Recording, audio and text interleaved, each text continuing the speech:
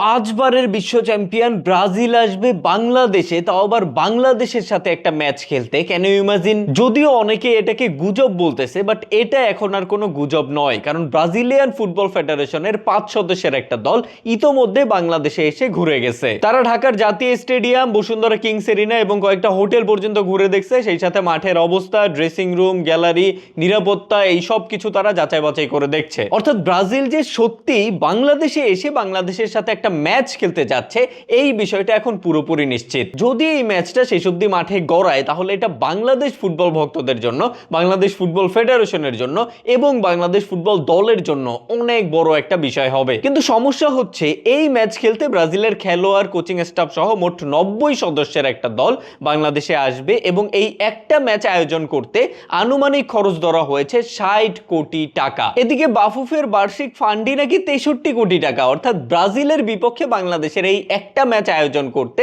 বাফুফেকে খরচ করতে হবে তার পুরো 1 বছরের ফান্ড। এছাড়াও ম্যাচটার সম্ভাব্য তারিখ হচ্ছে 5 অথবা 6 অক্টোবর। এদিকে আসিয়ান কাপে বাংলাদেশের প্রথম রাউন্ডের খেলায় 3 অক্টোবর পর্যন্ত, অর্থাৎ 3 অক্টোবরে আসিয়ান কাপে ম্যাচ খেলে বাংলাদেশে ফিরে 5 অথবা 6 অক্টোবরে আবার ব্রাজিলের বিপক্ষে ম্যাচ খেলা বাংলাদেশি ফুটবলারদের জন্য যথেষ্ট প্যারাদায়ক হবে, যথেষ্ট প্রেশারের একটা বিষয় হবে। সেই সাথে তারা ঠিকমতো অনুশীলনও করতে পারবে না, ঠিকমতো বিশ্রামও নিতে পারবে না। সো আলটিমেটলি বাংলাদেশ কিন্তু সেই ম্যাচে তাদের 100% দিতে পারবে না, সেই সাথে ইনজুরিরও একটা সম্ভাবনা থেকে যাবে। তার উপর বাংলাদেশ যদি কোনোভাবে আসিয়ান কাপের প্রথম রাউন্ড টপকে যায়, তখন আবার 3 তারিখের পরেও বাংলাদেশের ম্যাচ থেকে যাবে।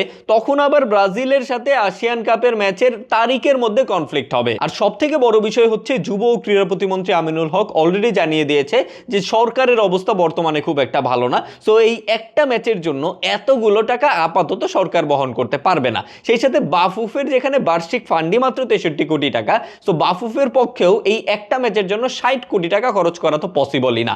সো একমাত্র উপায় হচ্ছে, কোনো বেসরকারি কোম্পানি যদি এই পুরো ম্যাচের খরচটা বহন করে, তাহলে যদি এই ম্যাচটা মাঠে গড়ানোর একটা সম্ভাবনা থাকে। আর একটা গুরুত্বপূর্ণ বিষয়, অনেকেই বলতেছে যে এটা মূলত ভারতীয় সেই এজেন্সির চালাকি, যেই এজেন্সিটা মূলত ব্রাজিলকে ভারতে আনতেছে। কারণ ব্রাজিলকে ভারতে নিয়ে আসতে সেই এজেন্সির যেই পরিমাণ অর্থ খরচ করতে হচ্ছে, সেই পরিমাণ অর্থ আসলে শুধুমাত্র ব্রাজিল ভার্সেস ভারত ম্যাচ দিয়ে উঠানো সম্ভব না বলেই তারা এক্সপেক্ট করতেছে। আর তাই খরচ কমানোর জন্য, কিংবা খরচ কিছুটা বাংলাদেশের সাথেও ডিস্ট্রিবিউট করার জন্য, তারা ব্রাজিলকে ভারতের সাথে ম্যাচটা খেলার পর বাংলাদেশের সাথেও একটা ম্যাচ খেলার জন্য আগ্রহ প্রকাশ করছে। সো তারিখের কনফ্লিক্ট, ফান্ড, খরচ, এই সব কিছু মিলিয়ে আপাতত মনে হচ্ছে বাংলাদেশ ভার্সেস ব্রাজিলের ম্যাচটা শেষ অবধি মাঠে গড়ানোর সম্ভাবনা খুবই কম।